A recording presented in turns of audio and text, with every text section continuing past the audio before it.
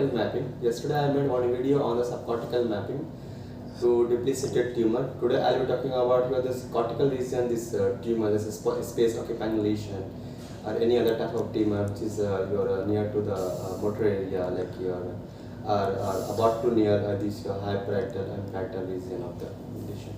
So cortical mapping is also important to map this region to when surgeon is going to dissect this tumor. So cortical mapping also is very important. For example, this is your motor strip area. Motor strip area, if it is a space occupying lesion, so you just map this area with a monopolar probe. And just like yesterday, I was talking about this technique. Just you prefer the 10 or 5% technique to record EMG and stimulate with the monopolar probe and stimulate, and you will see which area is firing, which is not firing. So for example, if you're getting any like hand area, forearm area and the leg area, those area just you can with the minimum current like 10-12 milliampere. And if you're getting any signal, strong signal 10-15 milliampere, just cut down the current and make it as a like 5-6 milliampere and stimulate same area. If it is firing same area, then it will be your true positive, true area for your motor area. So those area has to preserve, and surgeon what exactly does. For example, if stimulating negative signal, if you stimulating negative signal, same gyrus, surgeon will go for the little away from the this like a 2 centimeter away from the this same gyrus.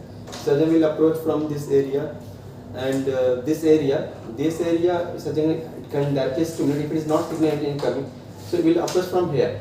If it is approaching from here, then again it is like same concept will have to going to the deeper side. So you have to stimulate again the subcortical fiber, and you have to see if anything is coming. You can get the surgeon in real time. Okay, this is a hand area fiber. The subcortical fiber has to preserve while you're doing any type of these things. So these are cortical mapping also important to while you're doing this any type of cortical mapping. So two type of two probes are available. Like one monopolar, one is a bipolar. Monopolar, first you go for the monopolar. If you are getting any signal, so those area has you want to confirm with this bipolar probe, you can confirm with that. But usually in our practical, we don't prefer too much this bipolar probe. You research a tumor under this monopolar. Monopolar is like you cover the more area.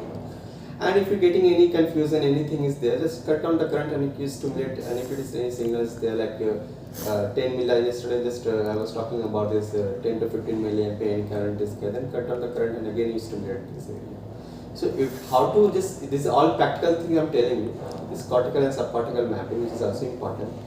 And 10 or 5% technique, yesterday I was talking that like is very safe and it does not provoke any seizure.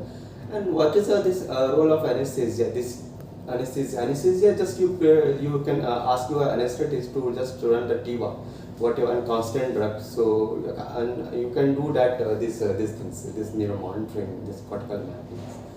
So TIVA is best, and some surgeon prefer like is a motor strip tumor, any tumor is a big craniotomy.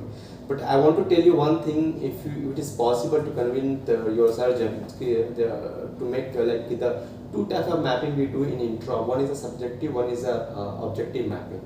So like what are the objective and subjective mapping? For example, wherever the cooperation is occurred from the patient side, that is called the subjective mapping. For example, his speech area. Speech area we prefer the awake craniotomy, because without cooperation of your patient, you cannot assess their speech area. Like the Broca is a production of language, Wernicke is a comprehensive area, and ARPID is communication between them. So these are the things to understand to our electrophysiologist, to whichever you are going to do. So subjective and objective is very important, but in motor strip area, motor mapping, subcortical mapping, all this is a objective mapping. Go for your GA and you can do whatever you want. So GA is best for the from my side for this cortical mapping and subcortical for the motor area.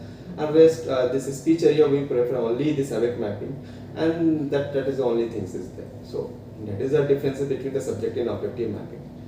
In my article, I'll put my this article subjective and objective. Then I have mentioned in my article this cortical and subcortical mapping. You will get in my subscription here, this description box. Thank you.